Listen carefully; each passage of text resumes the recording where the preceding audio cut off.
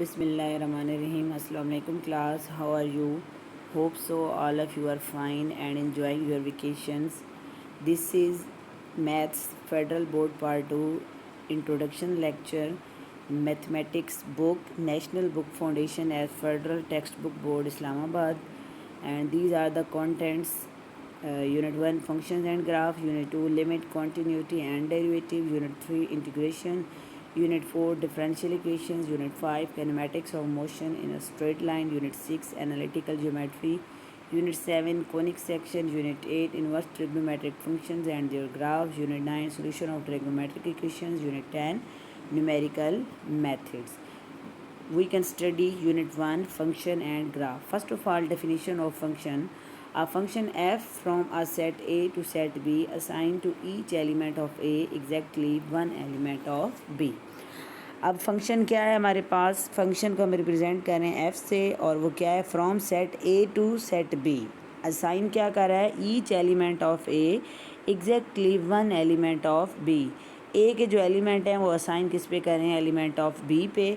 और फंक्शन क्या है, from set A to set B. अब जैसे यहाँ पे ये फंक्शन को रिप्रेजेंट कर रहा है, आप देख सकते हैं ए टू बी की तरफ जा रहा है और ए के जो एलिमेंट हैं वो किसकी तरफ असाइन किए जा रहे हैं, बी की तरफ. The set A is called the domain of the function. अब ये जो सेट ए है ना, हमेशा इसको हम क्या कहेंगे, domain of the function. And the set B is called the codomain of the function. और ये वाला जो सेट होगा ना, इसको आप कहेंगे को डोमेन ऑफ द फंक्शन. अब मैथमेटिकली अगर आपका कोई एमसीक्यूज में क्वेश्चन आ जाता है कि मैथमेटिकली हम फंक्शन को कैसे लिखते हैं, it is written as f A to B and is read as f is a function from A to B. आप देख सकते हैं एफ फंक्शन को रिप्रेजेंट कर रहा है और एरो किसको रिप्रेजेंट कर रहा है कि फंक्शन कहाँ जा रहा है, ए से बी की तरफ. For example, if we are given two sets A and B. अब ए सेट में आपके पास 3 एलिमेंट हैं और बी में भी आपके पास क्या हैं, 3 एलिमेंट्स, जहाँ पे यही एलिमेंट्स लिखे हुए हैं. ठीक है, देन फंक्शन हमारे पास क्या होगा, -1 1 1 1 2 4 is a function because such element of set A is assign to each exactly one element of set B. ये वाली बात लिखी हुई है. ठीक है, there is no repetition in the first element of order pair in F. Function का जो सेट ए होगा ना, उसमें कोई भी रिपीटिशन नहीं होगी कि हर एलिमेंट अलग-अलग से सेट बी की तरफ जा रहा है. देखें, कोई भी एक ऐसा एलिमेंट नहीं है जो 1 2 पे जा रहा हो. ठीक है, हमेशा से जो सेट ए के एलिमेंट होंगे वो अलग-अलग से आगे हो सकता है कि एक नंबर पे 2 चले जाएं, लेकिन यहाँ से नहीं हो सकता. The first element of each ordered pair in F is called pre-image while its corresponding second element is called the image of first. ये जो ए वाले हमारे पास सेट वाले एलिमेंट्स हैं ना, ये क्या है, प्री इमेजेस हैं और बी वाले क्या हैं, इमेजेस हैं. फॉर एग्जांपल इन 2 4, अब ये जो हमारे पास सेट लिखा हुआ है ना 2 4 is the pre image of 4, sorry 2 is the pre image of 4 and 4 is the image of 2. जो पहला वर्ड है, नंबर है सॉरी, वो 2 क्या है हमारे पास, प्री इमेज है और 4 क्या है, इसका इमेज है. अब यहाँ से देख सकते हैं आप लोग -1 और 1 हमने फंक्शन में क्यों लिखा है, क्योंकि -1 किस पे मैप कर रहा है, 1 पे, और 1 किस पे कर रहा है, दोबारा से 1 पे, 2 किस पे मैप कर रहा है, 4 पे. ये चीज़ लिखी हुई है. ठीक है, if x is independent variable and y is dependent variable then in general. अब इसको जनरल कैसे लिखेंगे, a function f from a to b is written as f of x is equal to y.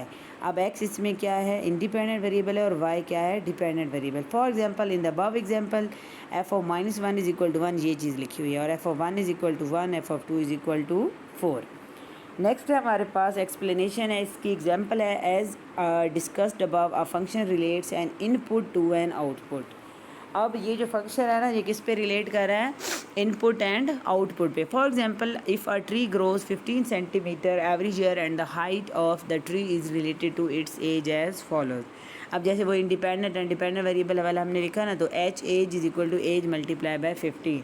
अब as हमने खुद कह दिया है कि वो क्या है, 10 ईयर. ठीक है, आपने क्या करना है, जहाँ जहाँ पे एज लिखा है वहाँ पे 10 को पुट कर दें. तो age 10 is equal to 150 is like saying 10 is related to 150 और 10 टू 150. अब 10 इसमें क्या है, इनपुट, हमने 10 को पुट किया और आंसर क्या आ गया हमारे पास, 150. तो वो हमारी क्या आ गई, आउटपुट आ गई.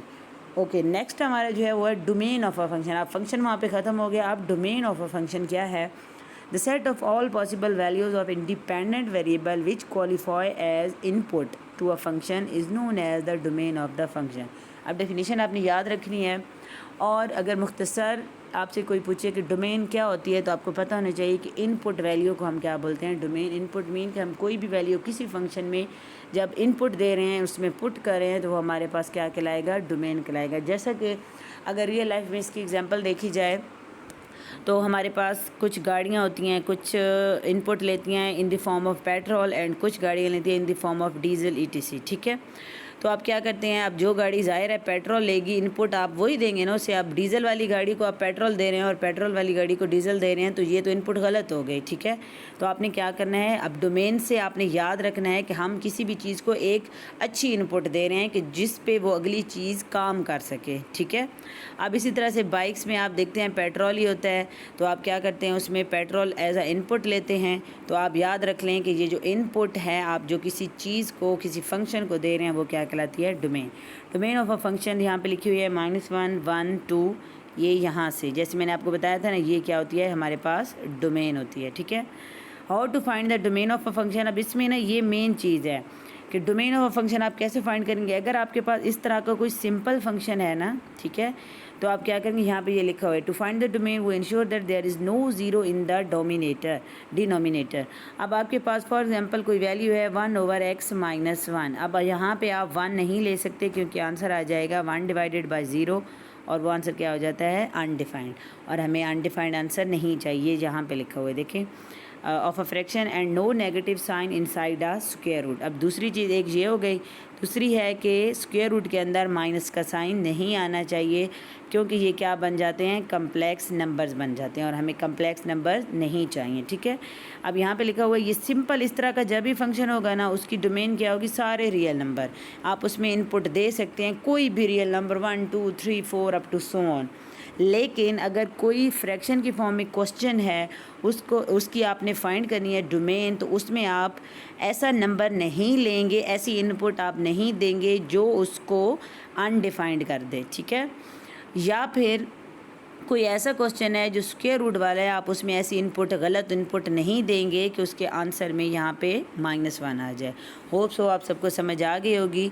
नेक्स्ट है हमारे पास रेंज ऑफ अ फंक्शन। अब मैं यहाँ पे डायरेक्ट आपको पहले बता देती हूँ कि डोमेन होती है हमारे पास इनपुट और रेंज होती है हमारे पास आउटपुट। जो इनपुट के बदले में हमें आउटपुट मिल रही है उसे हम क्या कहते हैं, रेंज।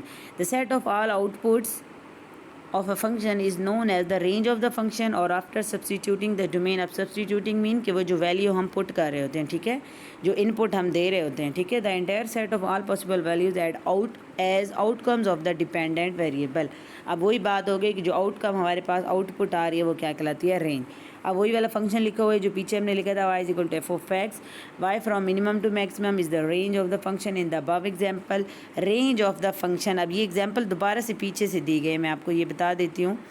अब रेंज क्या है, ये मैंने आपको अभी बताया था कि ये होती है हमारे पास डोमेन और ये होती है को डोमेन। लेकिन इसमें ये जो एलिमेंट होते हैं ना, जो मैप कर रहे होते हैं पिछले ए वाले सेट पे, वो हमारे पास क्या होती है, रेंज, ठीक है। यही रेंज लिखी हुई है 1 और 4 आगे फंक्शन की, ज़रा आप देखें ना, यहाँ पे ये लिखी हुई है 1 और 4।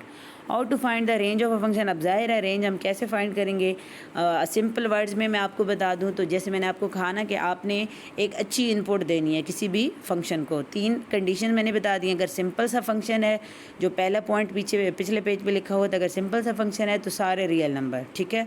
अगर फंक्शन ऐसा है कि उसमें फ्रैक्शन वाली कोई इक्वेशन है तो आप डिनोमिनेटर में ऐसी इनपुट ना दें कि आंसर 0 आए। 2 हो गई बातें। तीसरी थी कि स्क्वायर रूट में माइनस का साइन ना आए। ये आपके पास बात हो गई थी डोमेन की। अब रेंज क्या है, आप फॉर एग्जांपल स्टार्ट करें रियल नंबर 1 से, तो उस 1 से जो आंसर आ रहा है वो उसकी क्या कहलाएगी, पहली रेंज। इसी तरह से 2 पुट करके जो आंसर आएगा वो दूसरी रेंज, तीसरी, चौथी, आप मैक्सिमम भी बता सकते हैं। इस तरह से रेंज क्या होगी, उन इनपुट के बदले में जो हमें आंसर मिलेंगे। अभी हमने ट्री वाली जो एग्जांपल की थी, हमने उसमें इनपुट दी थी, वो क्या थी, डोमेन, और जो आंसर आउटपुट में आया था वो क्या थी, उसकी range.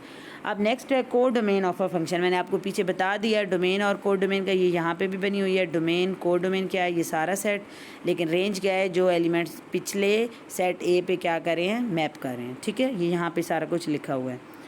In short, what can go into a function is called the domain. What may possibly come out of a function is called the codomain. मैंने आपको बता दिया.